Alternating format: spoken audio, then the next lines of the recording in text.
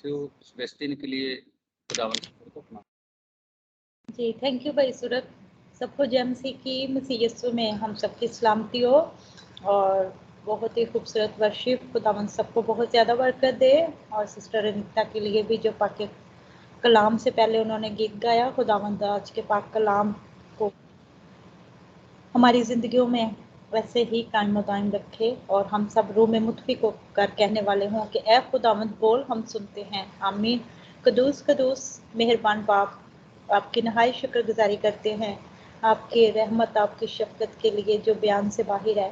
प्यारे खुदा, दिन और दिन की नेमतों के लिए, ज़िंदगी और ज़िंदगी की सांसों के लिए और आपके दिए हुए इस खूबसूरत वक्त के लिए जो प्यारे खुदावंद आपने हमारी ज़िंदगी में फिर से मौका दिया कि हम आपके कदमों में आ सके, आपके नाम को इज्जत और जलाल दे सके। तहे दिल से आपका शुक्र हो। आपके बेटे के लिए, भाई सूरत के लिए आपकी शुक्रगुजारी करती हूँ जो आज की कहानत की खिदमत को सर अंजाम दे रहे हैं। उनको और उनके घराना को ढेरों ढेर बरकतें दीजिएगा।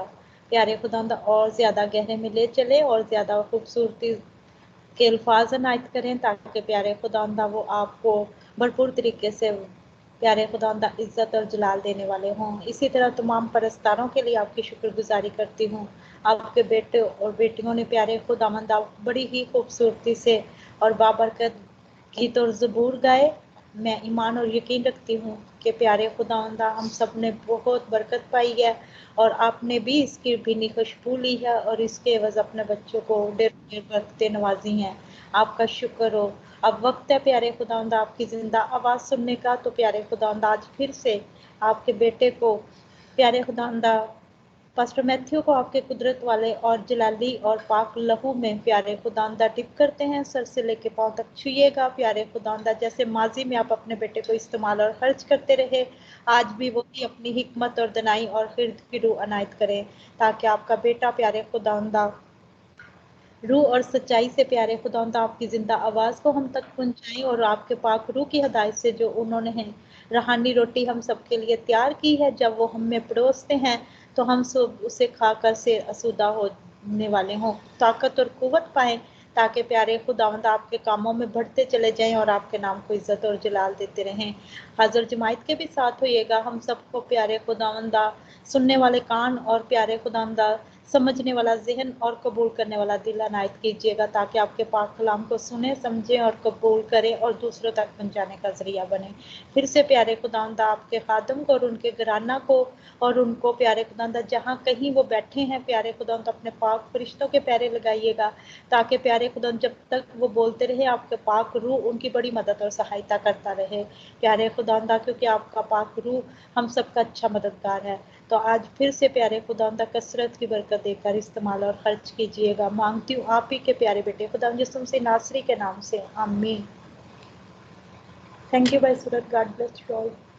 थैंक यू सिस्टर जी, खुदावन आपको बरकत दे। और अब हम पास्टर मैथ्यू सेबेस्टियन को दावत देंगे कि वो खुदावन का कलाम जब आप कलाम लेके आए और इसे हम सुने और उस पर अमल करें।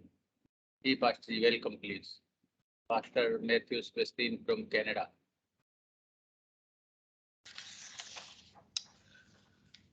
थैंक यू भाई सूरत, खुदावंद आपको बहुत बरकत दे। सिस्टर की दुआ के लिए नहायत शुक्रगुजार हैं। इससे पहले कि मैं कलाम करूं, मैं खुदावंद सबसे बढ़कर उसके मैं शुक्र करता हूं। मैं और शाजिया और मेरी फैमिली ने हम ब्रैम्पटन को ट्रैवल हमने किया था जुम्मे के दिन। मेरी अम्मी की तबीयत ठीक नहीं थी। शी इज़ 93 इयर्स ओल्ड और खुदावंद का शुक्र है शी इज़ वेरी हेल्दी, मगर कुछ बीमार क्योंकि एज की वजह से। मैंने रिक्वेस्ट की थी पास्टर लतीफ़ को और जितने हमारे बहन भाई इस आईडी से मौजूद हैं, मैं यही कहता हूँ कि खुदा के जो के खादिम होते हैं, खुदा के जो लोग होते हैं, बेटे और बेटियाँ होती हैं, जब हम दुआ में खुदा को अपनी उस इल्तिजाओं को लेकर जाते हैं वो हमारी सुनता है। Praise the Lord. मेरी अम्मी काफ़ी बेहतर है। शाजिया ने उनको खाना भी खिलाया और हमने परस्तिश भी की, हमने दुआ भी की और हमने खुदावंद में बहुत बहुत मेरी अम्मी, praise the Lord, she is much better. हम खुदा के नहायत शुक्रगुज़ार हैं। Praise the Lord. हाँ अजीज़, हम खुदा के कलाम के तरफ चलें। लास्ट वीक अजीज़ मैंने दूसरा तीमुथियुस उसके तीसरे बाब और उसके पहले जो हाफ है उसको हमने पढ़ा था। और ये वो जगह है जहाँ पे पौलुस रसूल अपने शागिर्द बल्कि रूहानी बेटे तीमुथियुस को तैयार करता है, हौसला देता है कि जो आखिरी अयाम, अगर पहला तीमुथियुस दूसरा तीमुथियुस के पहले बाब को पढ़े तो आखिरी अयाम की वो निशानदेही करता है। मगर अजीज़ों, हमने आखिरी अयाम को देखते हुए परेशान नहीं होना है। पौलुस रसूल यही कहता है, बल्कि हमारी निगाहें उस खुदावंद पर लगी होनी चाहिए। और क्योंकि तीमुथियुस नौजवान है, पौलुस रसूल उसे हौसला देता है और कहता है कि सबसे पहले खुदावंद पर निगाहें कर और फिर मेरी ज़िंदगी से भी तू वाकिफ़ है। जितने प्रॉब्लम से मैं गुज़रा हूँ, मुश्किलात से गुज़रा हूँ, हमारा खुदावंद कैसा वफ़ादार खुदा है। कहता है वो अपने लोगों को नहीं छोड़ेगा। मुसीबत में भी, परेशानी में भी खुदावंद हमारे साथ साथ रहता है, क्योंकि वो वफ़ादार खुदा है। और तीमुथियुस को वो हौसला देकर कहता है कि तमाम जो जो तालीम मैंने तुझे दी है उस तालीम पर कायम रखना। और ना सिर्फ पौलुस रसूल की तालीम, बल्कि वो कहता है कि जो तालीम तेरी वालदा ने दी है जब तू बच्चा था, बचपन में याद कर जब तेरे वालदा ने और तेरी नानी ने किस तरह कलाम की हिकमत की बातें तुझे सिखाई है, उसे भूलना मत। जवानी में भी उसको अपने साथ साथ रखना। और अजीज़ों, ज़रूरी है कि जब हम अपने वालदैन को याद करते हैं तो उसमें वालदा का भी हिस्सा होता है।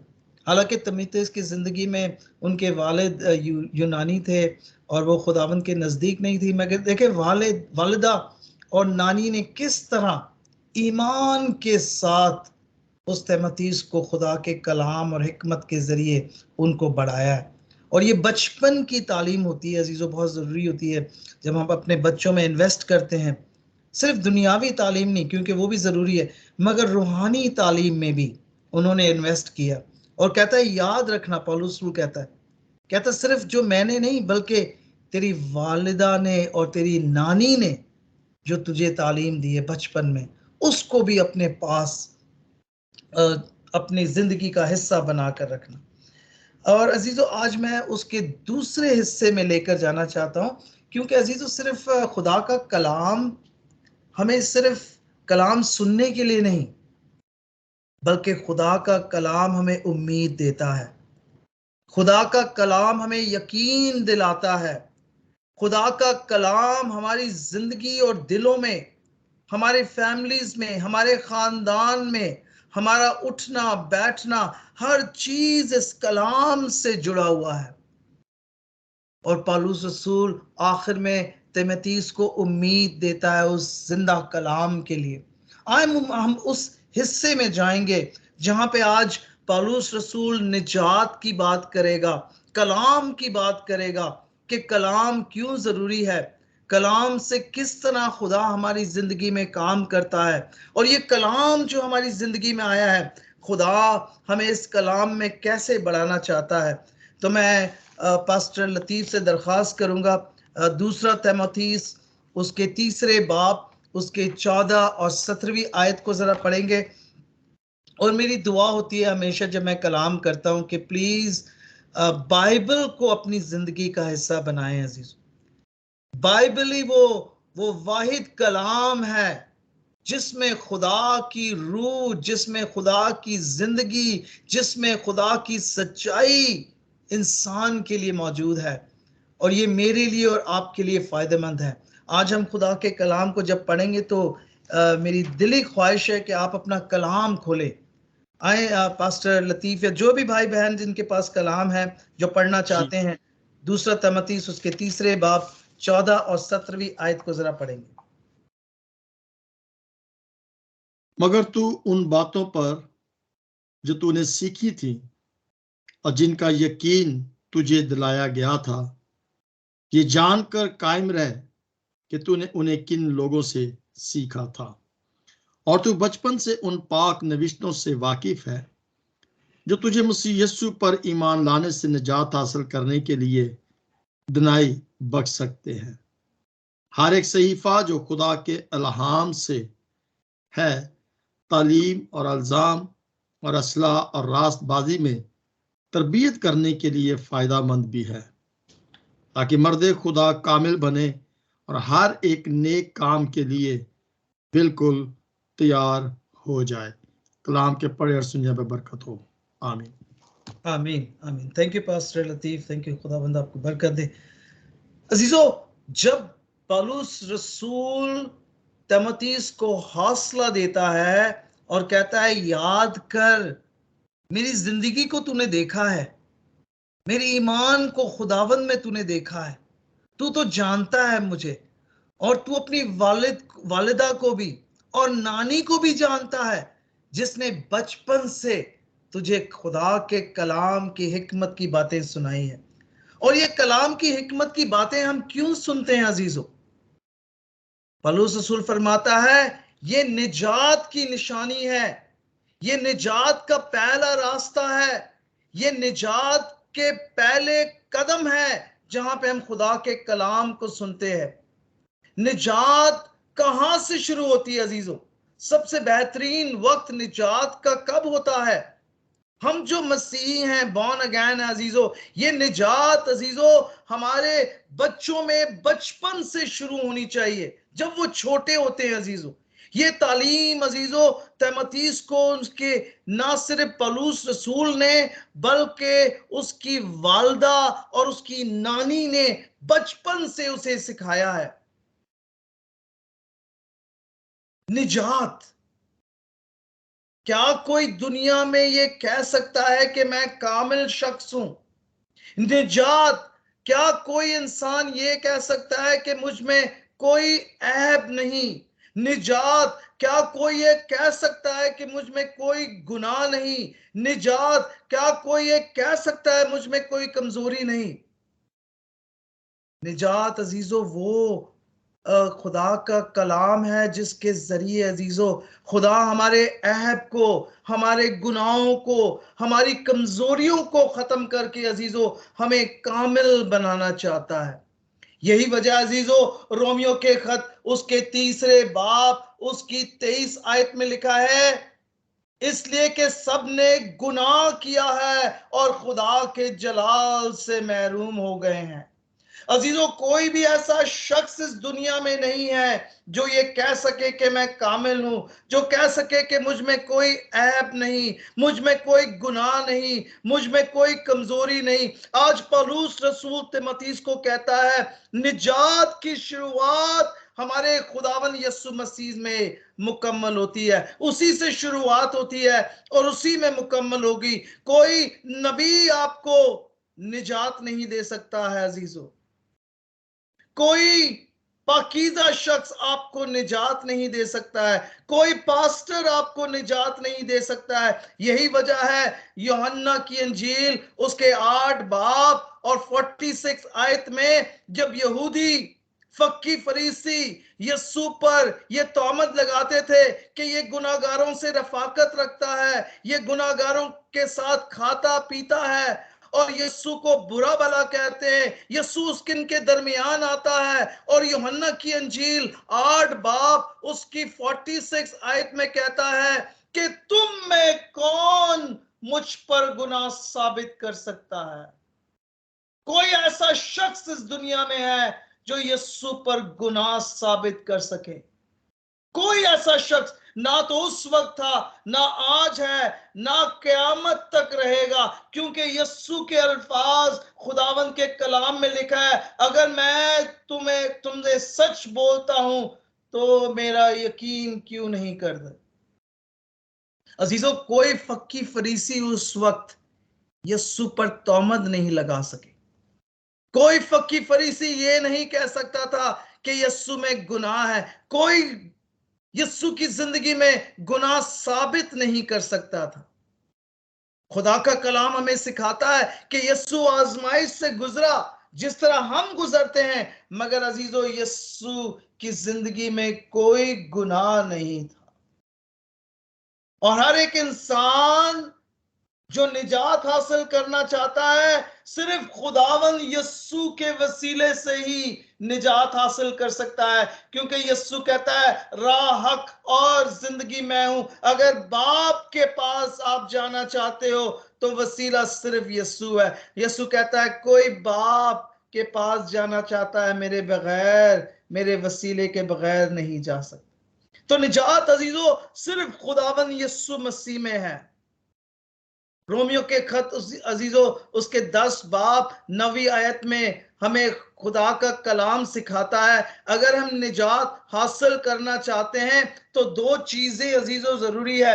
रोमियो के खत 10 बाब उसकी 9वीं आयत में लिखा है, अगर तू अपने जबान से यीशु खुदावंद होने का इकरार करें, सबसे पहले इकरार करना कि यीशु खुदा का बेटा है, यीशु खुदा है, और फिर दूसरी चीज दिल से ईमान लाए कि खुदा ने उसे मुर्दों में से जलाया, तो तू निजात पाएगा। निजात के 2 अजीजों हिस्से हैं, सबसे पहले जबान से इकरार करना और दूसरा अजीजों दिल से ईमान लेकर आना कि खुदा ने उसे मुर्दों में से जलाया, तो तू निजात पाएगा। और ये खुदा की हिकमत की बातें हैं अजीजों।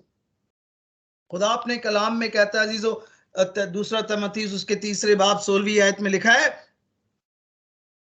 हर एक सहीफा जो खुदा के एहलाम से है, तालीम और इल्जाम और असला और रास्तबाजी में तरबियत करने के लिए फायदेमंद भी है। खुदा अपने कलाम में कहता है अजीजों, हर एक सहीफा खुदा के एहलाम से है, तालीम और इल्जाम और इस्लाह और रास्तबाजी में तरबियत करने के लिए फायदेमंद भी है। खुदा ने हमें अजीजों कलाम क्यों दिया है? क्या वजह है कि हम मसीहों के पास ये खुदा का कलाम है, ये जिंदा कलाम है।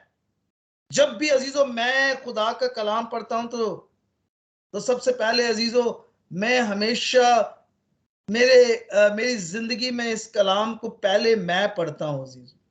इससे पहले कि मैं आपको कलाम कर सकूं, मैं सबसे पहले अपनी जिंदगी में इस कलाम को देखता हूं, क्योंकि खुदा का कलाम अजीजों ये सिर्फ खुतबा देने के लिए नहीं है, ये सिर्फ प्रीचिंग करने के लिए नहीं है कि मैंने कलाम को पढ़ा और मैंने प्रीचिंग कर दिया।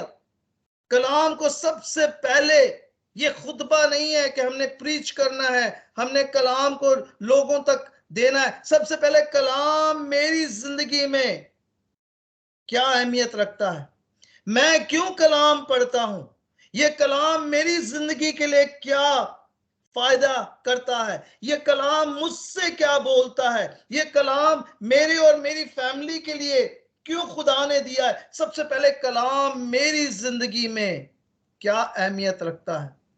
कुछ लोगों का ख्याल है कि इंसान बाइबल इसलिए पढ़ता है ताकि इंसान दूसरों को सिर्फ खुतबा दे सके।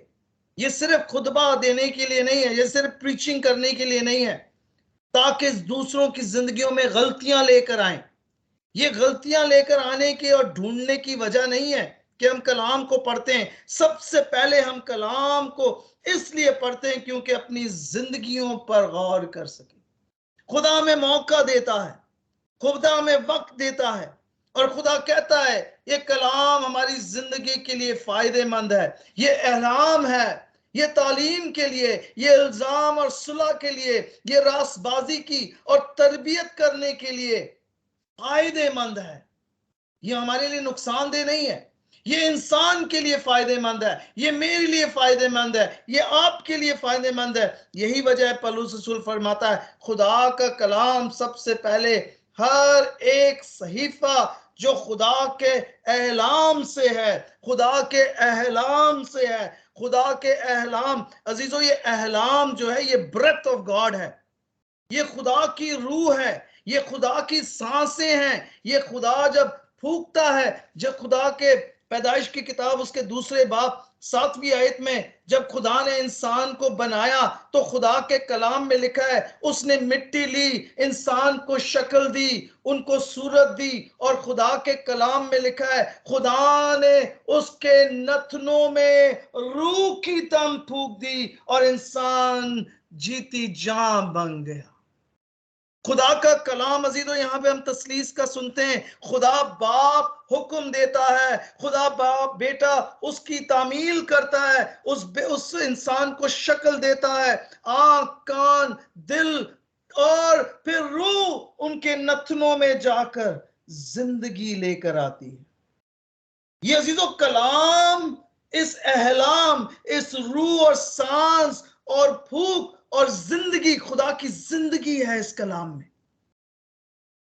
हम मसीहों का ईमान होना चाहिए अजीज, जब हम पुराने अहद या नए अहद पढ़े तो हम ये इस ईमान से पढ़े कि ये सिर्फ किताब नहीं बल्कि ये खुदा की रूह है, ये खुदा का इल्हाम है, खुदा इससे बोलता है, इसकी रूह हर एक आयत में से मेरे और आपकी जिंदगी के लिए फायदेमंद है।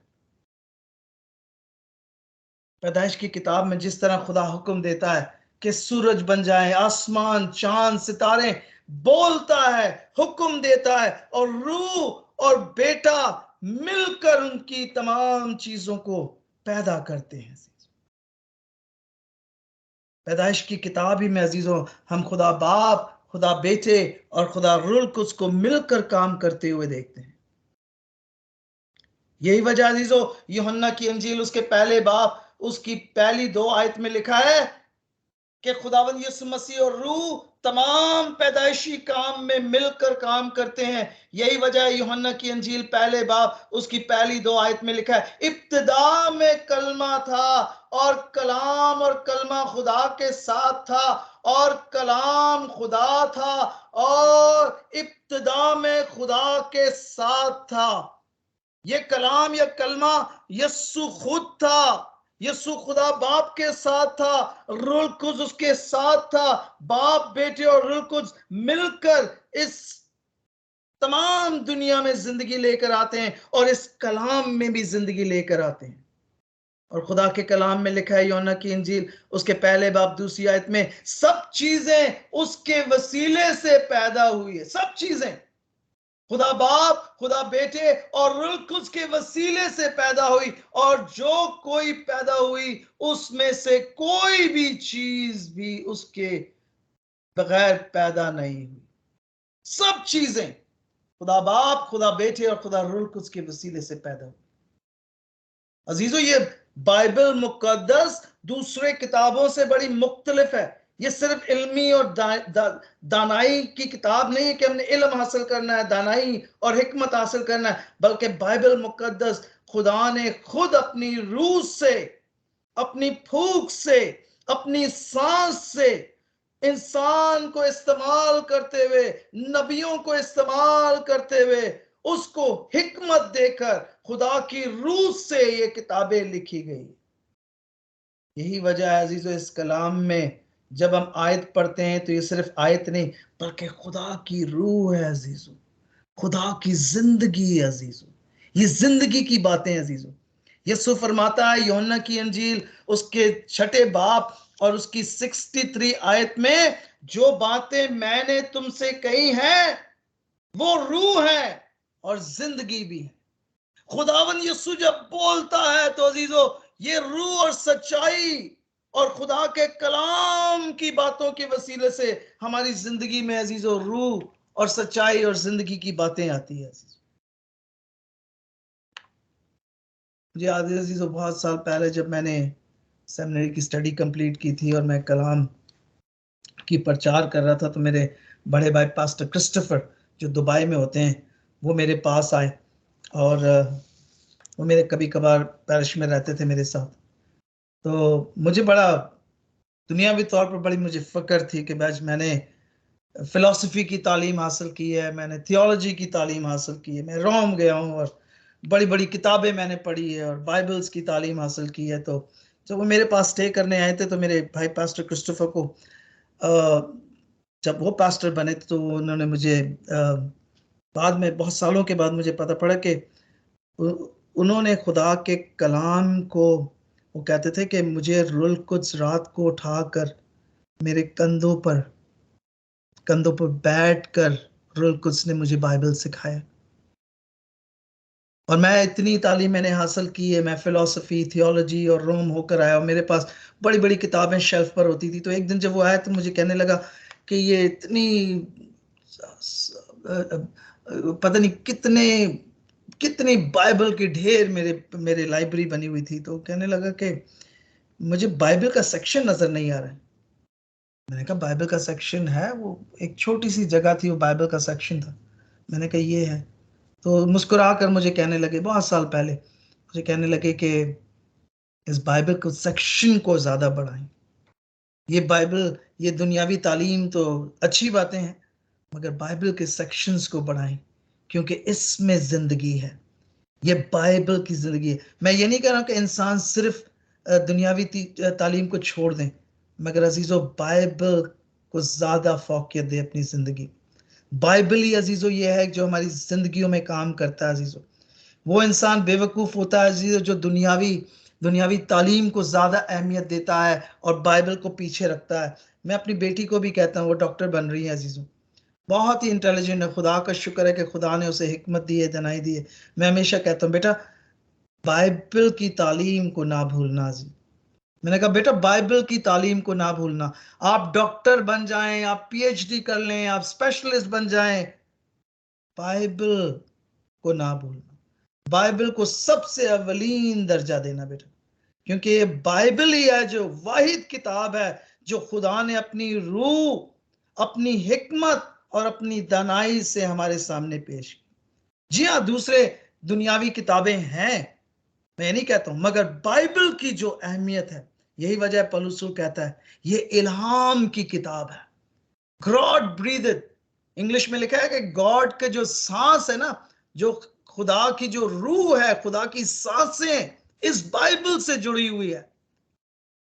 जरा सोचें थोड़ी देर के लिए, खुदा की सांस, जिस सांस से उसने उस मिट्टी में जिंदगी डाली, इस बाइबल में वो सांस है। हर एक आयत आप जब पढ़ते हैं तो खुदा की सांस आपकी दिलों को और आपकी रूहों को ताजगी बख्शती है। मुझे याद है अजीजों 1990 मेरे बड़े भाई की डेथ हुई थी, तो मेरे पास सिर्फ कलाम था, मगर रूह की सच्चाई नहीं थी। मगर जब ये ताजगी आई अजीजों, और इस ताजगी की एक आयत अजीजों जब पास्टर आरिफ ने मुझे दिया, जब मैं बहुत ही बिल्कुल डॉक्टर ने जवाब दे दिया था, वो एक आयत ने खुदा की रूह और सांस मेरे दिल और मेरी जिंदगी में डालकर मुझे 25 साल की जिंदगी दी अजीज। एक आयत, खुदा की एक आयत। ये तो हम पूरे बाइबल की बात कर रहे हैं।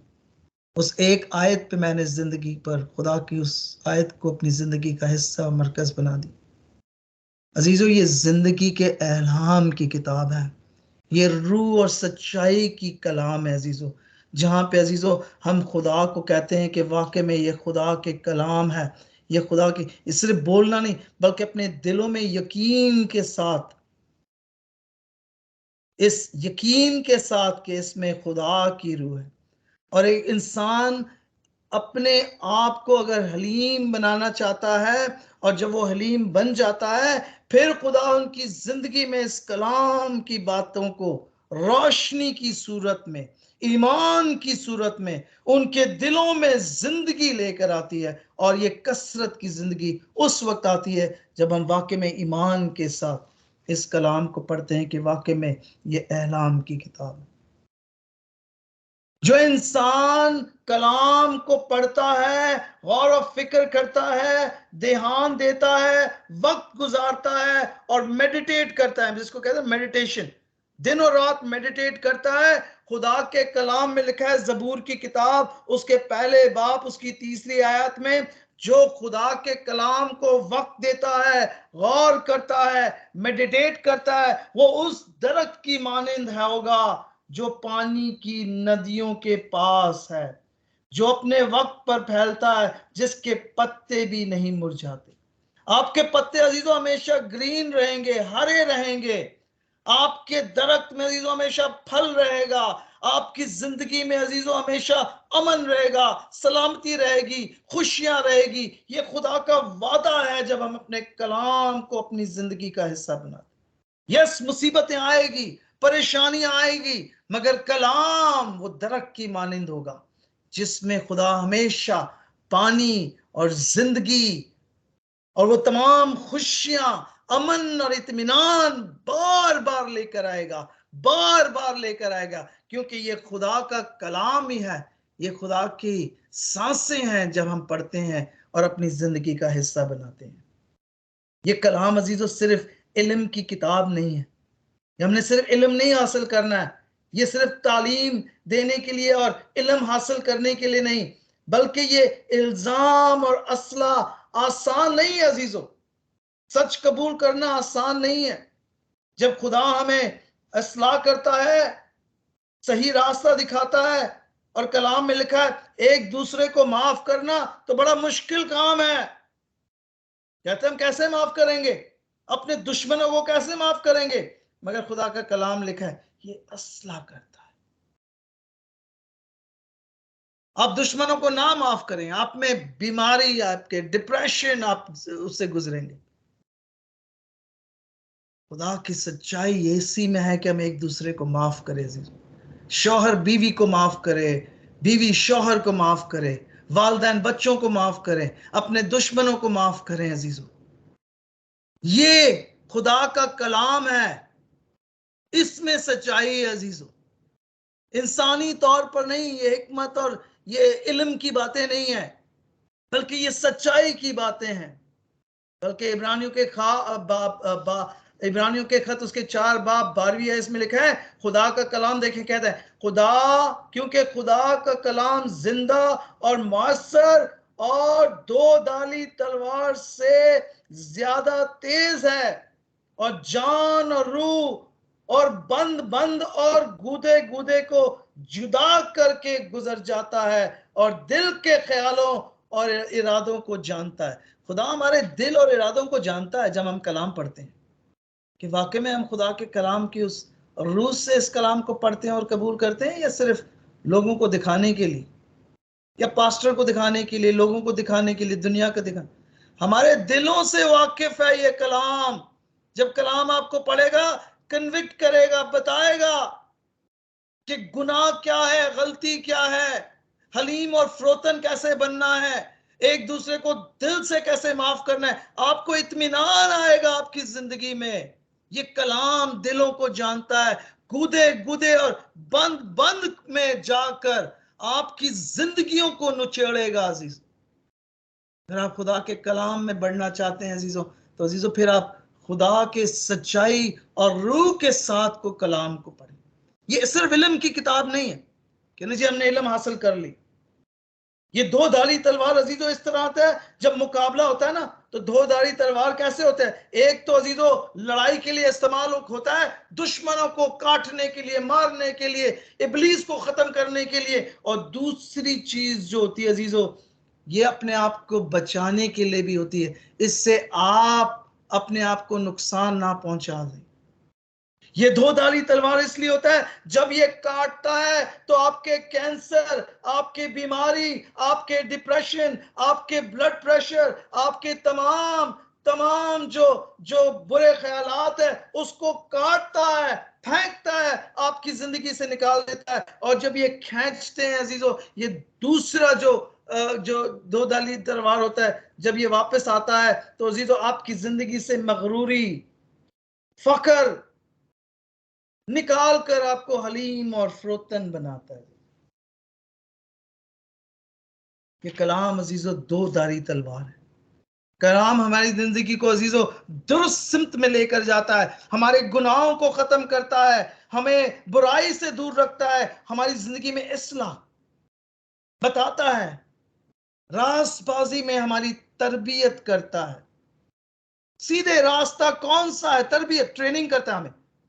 हमें सच बोलने के लिए सिखाता है, हमें रासबाजी की जिंदगी हमने किस तरह गुजारनी है, हमारे बुरे ख्यालात से हमें दूर रखता है, हमें बदी, हमें गुस्सा, हमें गुनाह से दूर रखता है। और जब इंसान खुदा के कलाम को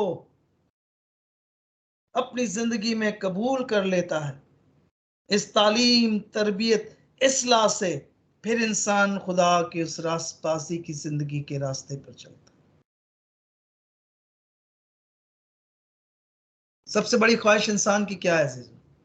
कि हम कामिल हो जाएं, हम मुकम्मल हो जाएं खुदावंद यीशु मसीह में। खुदा हमें कामिल और मुकम्मल कर दे अजीजों।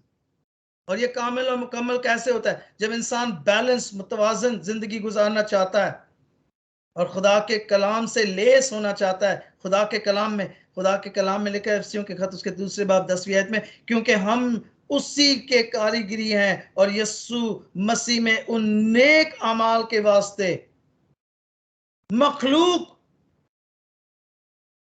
हुए हैं जिनको खुदा ने पहले हमारे करने के लिए तैयार, खुदा ने इस दुनिया से पैदा होने से पहले आपको तैयार किया था अजीज, इस काम के लिए।